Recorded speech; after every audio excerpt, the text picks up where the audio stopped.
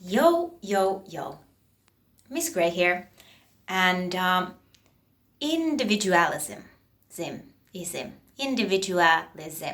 is the topic today. And I'm going to start this by talking about haircuts. Yes. Have you guys noticed that a lot of women are cutting their hair right now? I definitely have noticed this. It's been trendy for a while now for women to cut their hair. And I did as well, but not for the trendy reasons. Oh no, just other reasons. But it's not about me. But, essentially, isn't it always about you? Like, really, whenever you're talking about anything, about any subject to anyone who's talking, isn't it essentially always about you? You know what I mean? But the thing is, we've had different haircut trends throughout the centuries. Now let's explore. The haircuts in the 60s were sculpted, they were big, they were loud, they were kind of in your face, they were but they were still like in confines of something. They weren't very like free, flowing. They were still very constructed, but they were loud. They were very visible, if you will. Now, I feel that these haircuts have a lot to do with what the divine feminine energy is actually going through, and it kind of manifests itself or speaks to us collectively through different trends as well, because hair is extremely powerful item or a tool even, so, or a part of your body. Now in the 70s then, we had a haircut that was more wild, almost messy, like unkept even. It was long, it was flowy, both for men and for women. And also the fashion in the 70s, I must mention, was very androgynous, So, going from the 60s where the female empowerment movement was, or the freedom movement even, was kind of like, it was starting. We were there. We wanted to be seen. We wanted to be loud about it.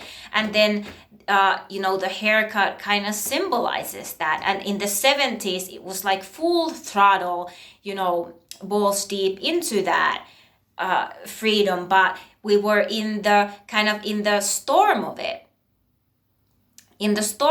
And because there were a lot of fear, a lot of riots, a lot of fights and stuff happening in the 70s, although we want to romanticize the 70s and think of it as nyt loppu. Excuse me guys, my cat is doing crazy things. We want to romanticize the 70s, but it was very...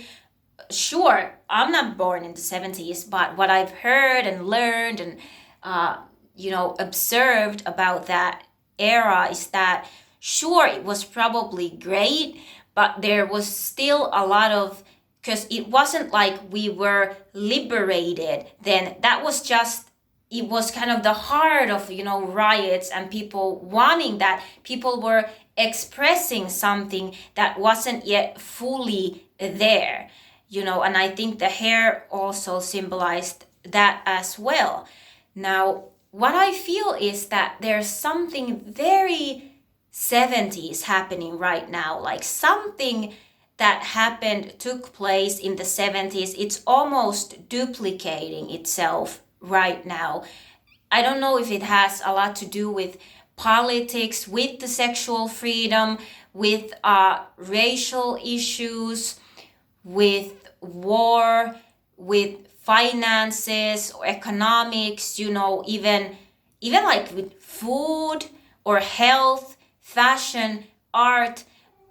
or even in the collective consciousness level, in a spiritual way, there's something similar about this time right now. And now this haircut trend that is going on, that women are cutting their hair, I think symbolizes the divine feminine collective energy shedding its old identity, because the way we've been examining or looking feminism, or what the feminist movement looks like, or how the feminine energy should look like, or it's always been in the hands of the masses, somehow, like, burn a bra, don't wear a bra, wear a pantsuit, don't wear a pantsuit, vote for this person, don't vote for this person, show your titties, don't show your titties, it's like very surface level still, I feel.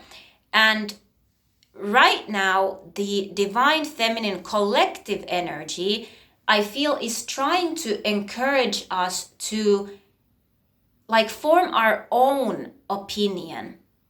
Like, examine the sentence, know thyself. How does the embodiment of the divine feminine energy for men and women looks like to you? And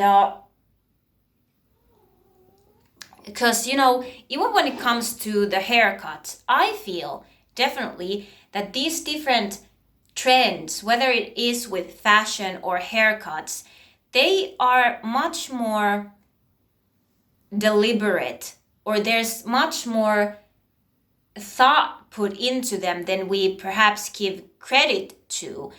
And because there's always been some magazine comes out, and says, oh, the haircut for the fall, this is what everyone is doing. Like, who's everyone? Who says that this is what everyone is doing? Or, a certain celebrity starts to wear their hair in a certain way, and then everybody follows, or not everybody, but majority follows. And so, or the same with fashion, because, hair, like I said, it is directly linked to your behavior, actually. Because what is behavior really? It's almost like behavior, your identity is decision making in its core. I choose to say this, I choose to react this way, I choose to wear this, I guess you see what I mean. Or also, your hair is very very connected to your memory. So what you remember about certain situation or a certain type of people, like, okay, with these type of people I behave this way, or when this pattern shows itself in a relationship, this is how I respond. This is why often I feel that during some life altering moment, or perhaps when you go through a breakup, which is almost a joke now, but when we go through a breakup, we tend to do something to our hair, most often cut it or color it, which to me has, like, your body, your soul knows that it's time to unlearn certain things that you've learned before, and sort of build up this new rapport with yourself and also the world around you. Because haircut can be extremely empowering in any form you do it, whether you cut it to a bob, you shave it, you do whatever, you color it. It can be so empowering. But like I said, there is also a way to use that. It's a form of control as well. This is why I feel, let's say in prisons or in military, they shave your head, because this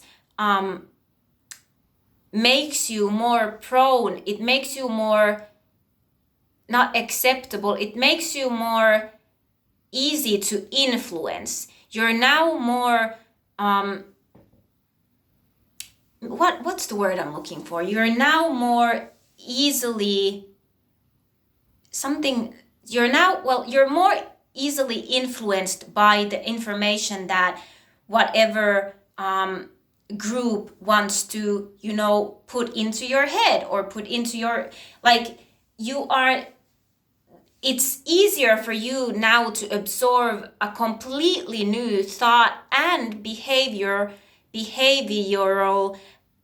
pattern, and also the pattern which and how you react to different situations and things and energies.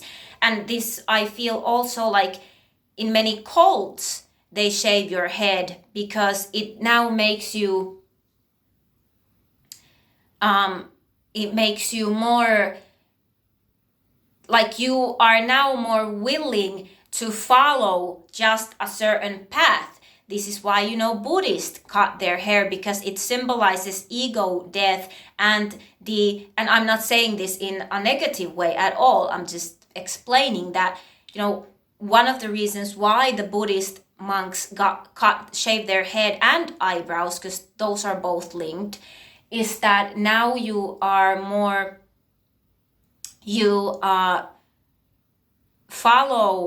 it symbolizes your devotion to that path only, and the information and the behavior patterns that you now inhibit are devoted to that specific path. Now think about this in a grand scheme of things, where certain force, let's say the fashion industry, that has many hands in that pot, or in the media, now decides that certain haircut or fashion trend is something that people must follow, and how that might impact one's behavior or the way they present themselves or the information that they take in or whatever. So it can be, like I said, extremely empowering, sometimes extremely necessary. And now this is where I got to thinking about another subject that I've often thought about, is that because there is so much power there's like power in masses.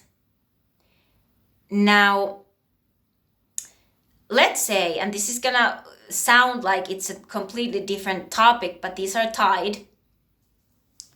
Like, let's say witchcraft has now become extremely popular.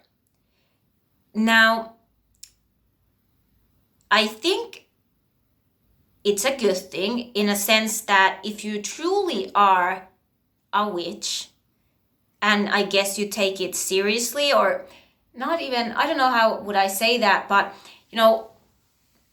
I guess, yeah, if you take it seriously, witchcraft is ultimately, it's like a healing practice. It's meant to heal. It's almost like if you are a witch, you're automatically a little bit of a whistleblower as well. And but when I saw that witchcraft was starting to become really popular, and like I saw like TikTok witches and whatever, which hey, I'm not definitely bleh, but something inside of me, and I'm a witch on the internet, so what can I say? But the thing is, something inside of me went like, something inside of me said that I don't know if I like this. Like, I don't know if this information, these teachings should be for everybody, because there is something to be said about the fact that this Gnostic, these occult information was hidden for a reason, for a very, very, very, very long time. It was an information, it was a practice, it was studies that were only meant to be read and learned by a select few. And because the thing is, let's say now, because witchcraft is becoming mainstream, there's a certain company that starts to sell crystals. Now, the intention of that crystal is, let's say, freedom or healing or whatever. But that crystal is actually made with child labor. That company that sells it is, racist, or like I said, uses child labor, or is has it hands in other things, because these companies are like multi-owned, and you don't know which company funds another, and how you don't know how deep the sinister rabbit hole really goes. And you basically buying that crystal, the intent is love, but it's made with child labor. I mean, that's a huge conflict in my mind now that's happening with the crisscross of intention, and somebody actually using that crystal and putting that energy towards that. You know what I mean? And so also the same goes with, I started to thinking a lot of other issues that we have, like, or I have been thinking about this for years, but the thing is, like, even with these racial issues, now, definitely I see more diversity, which I do not, by the way, like that word, because don't you think when you hear the word diversity that it automatically makes you think or feel like separated from something? And I almost also feel like the usage of that word diversity, because it's a very like trendy word or hashtaggy word to use, you hear that all the time in media. I almost feel like that's also like purposeful, because it diversity, when I hear that word, it doesn't make me feel good. And I'm I'm a brown person, a black woman, if you will, half Finnish, half Moroccan. So the thing is, when I hear the word diversity, it automatically just makes me feel more separated. It makes me think of like there's a gap between people. And I honestly feel that's intentional. Because these are very like subconscious things, and the forces that I feel, they know what they're doing. And the thing is, so how do we, but as well, I 100% feel it's not even, it's just a given that we should be over these things already, but we're not. So there's something we should be doing differently. Because the thing is, it's good to see more diversity, more representation in the media and in movies, in commercials. And I do see it, but then there's the other side of it, which is that there is such thing as tokenism. There is such thing as blackfishing. That is a real thing, believe it or not. Whitewashing.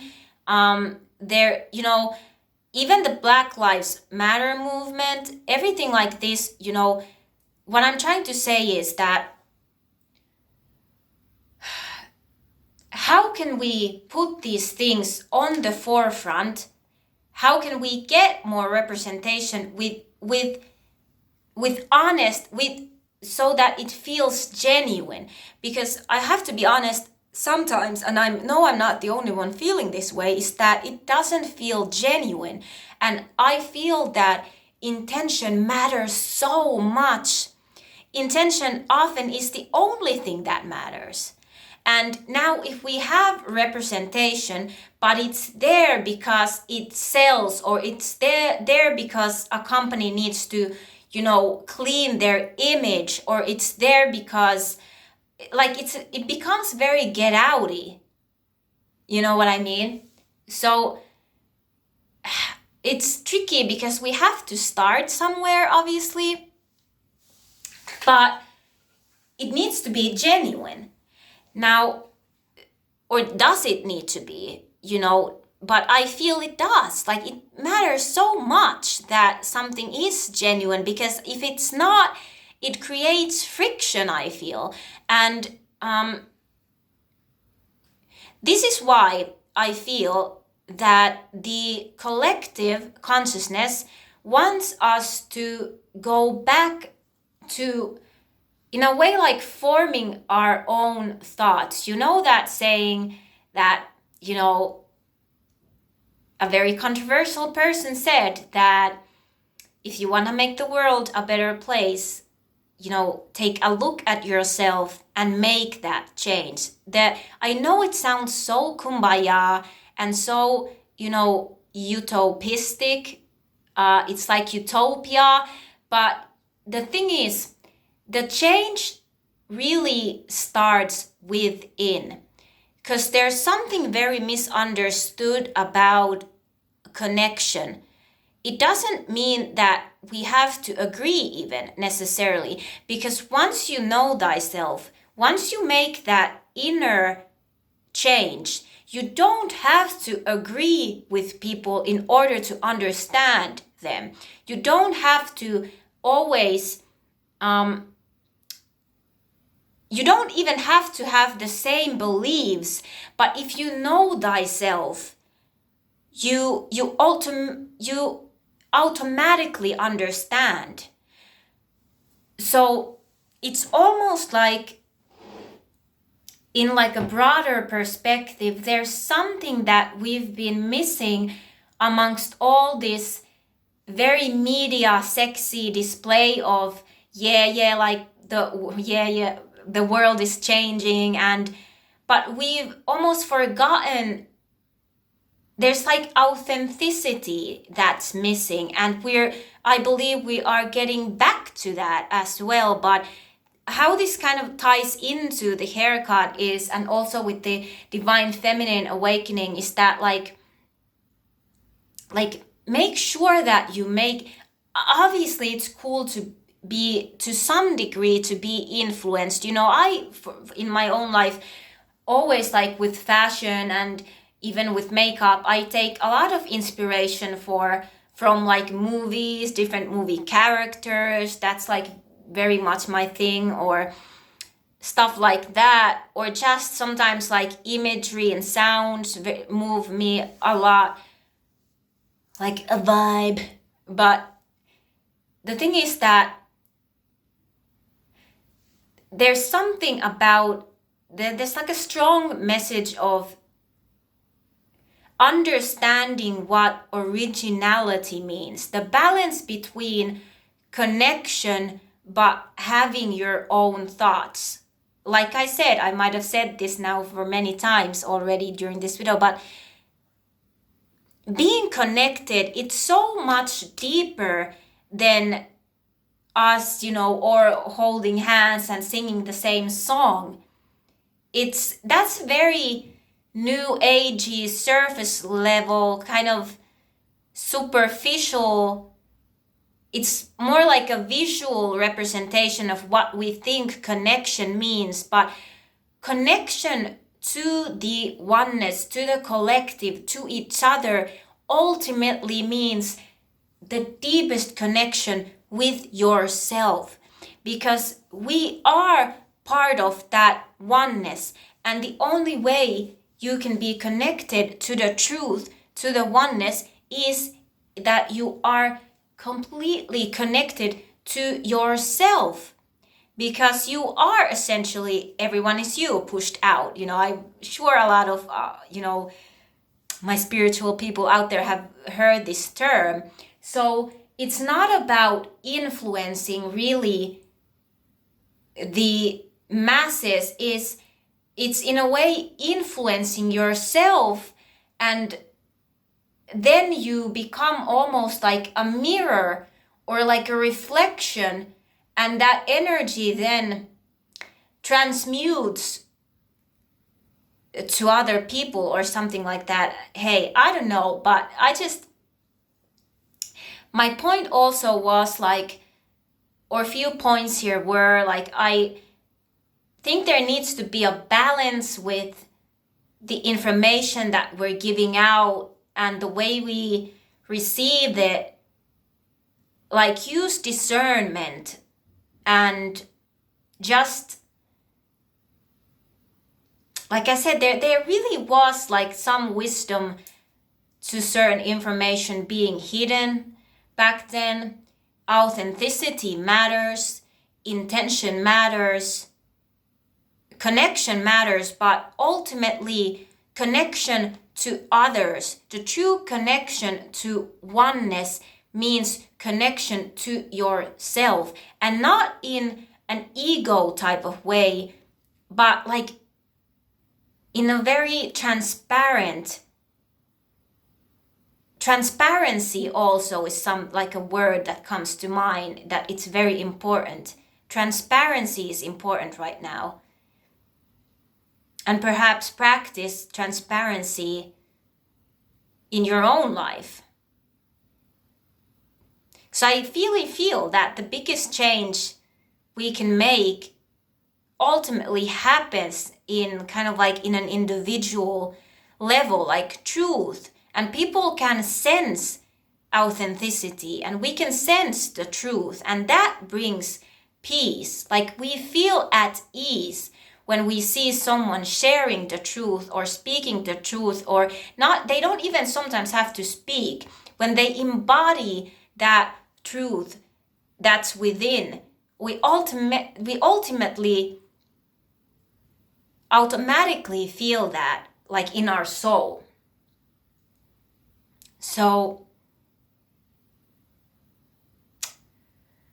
yeah, I guess that's all I want to say, and live long and prosper, and I'll be back. Bye.